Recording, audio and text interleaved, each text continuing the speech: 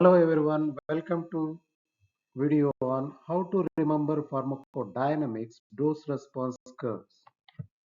The pharmacodynamics, pharma means medication or drug or agent, dynamo means action, so that means the mechanism of action, receptors, adverse effects, signal transduction, toxic effects, that is the pharmacodynamics. Whereas pharmacokinetics, pharma means medication, agent, drug.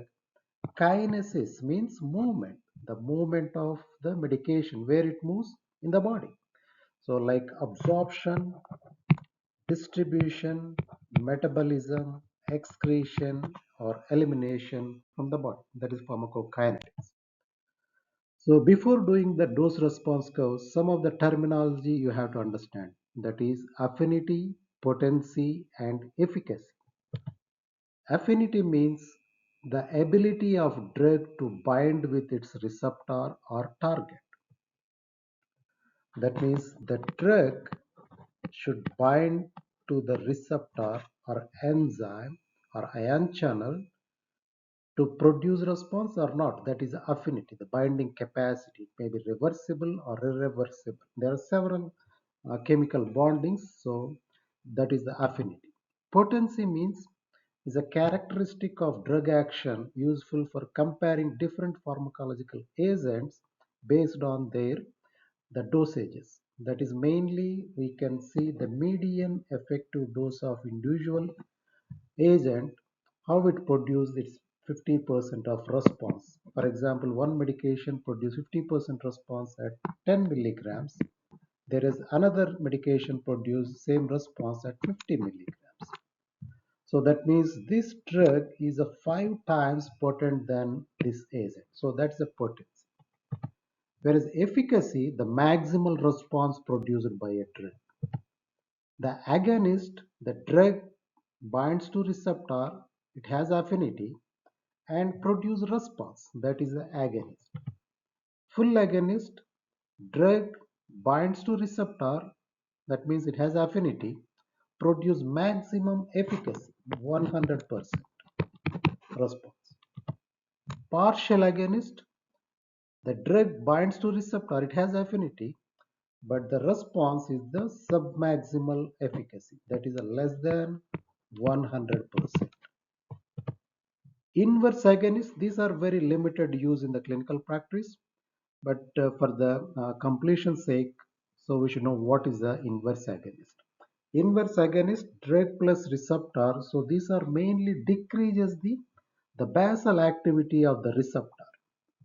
Some of the examples like benzodiazepines or histamine antagonists, those are inverse agonists. Antagonist means the drug binds to receptor, it has affinity, but no response. So let's see dose response curve. There are two types of dose response curves. One is a graded dose, so that means the increasing the dose, you can see the increasing the response. That is a graded dose response. Whereas a quantal dose response means either the response is present or absent. That is all or none phenomena. So most of the things we are going to see here, the graded dose response curves.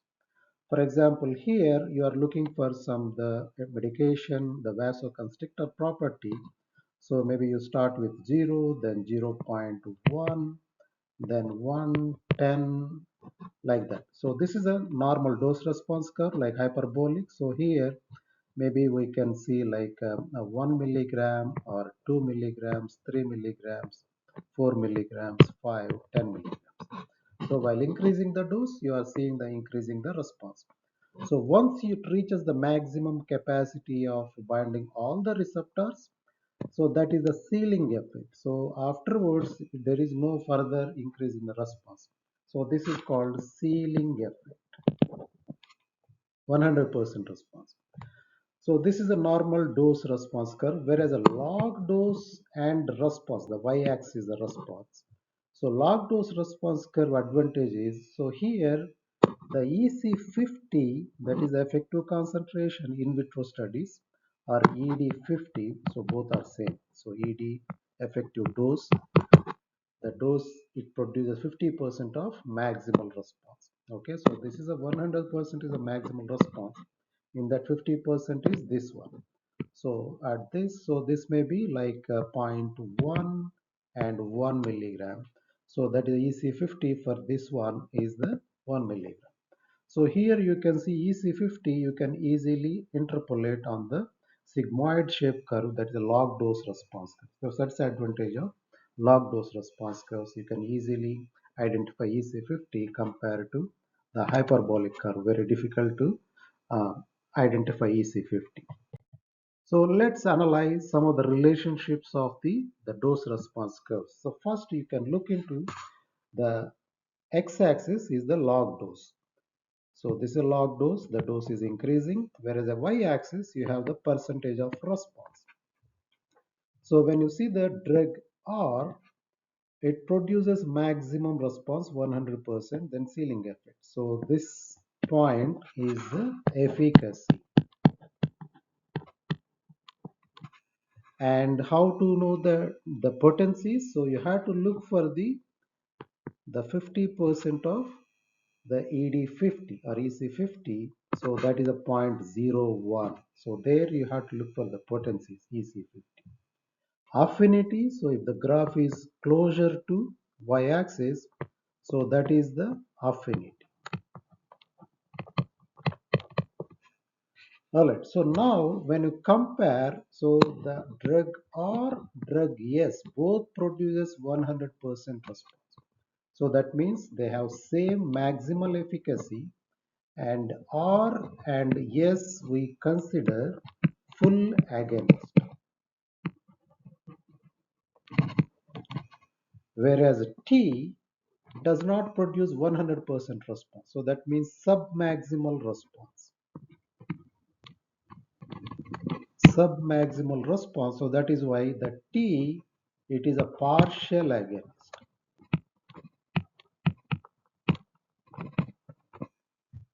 And when you compare the efficacies, the R and S maximal efficacy, T is the submaximal efficacy. So which is a more potent? So that means whichever EC50 is the least dose, so that is the R is the more potent.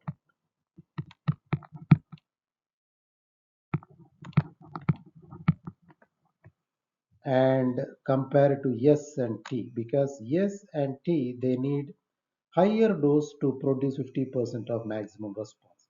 So how to determine that EC50 for T? So T maximum effect is this one, correct? So that means this EC50 is somewhere here. Okay, so like that you have to draw the EC50 lines. So whichever is the maximal effect, out of that the 50% response. Okay. So let's apply our knowledge into the cases. The first one, which of the following processes are covered by the term pharmacodynamics? Okay, pause the video, come up with your answer. All right, so you got your answer. So the correct answer is, we know that pharmacon means medication, dynamo means action.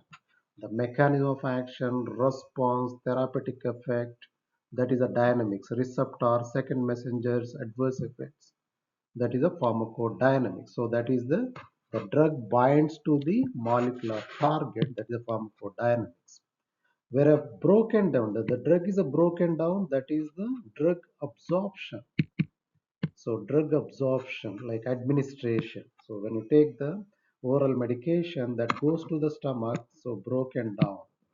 Okay, that maybe you can consider administration. Then the drug is removed, that is the excretion.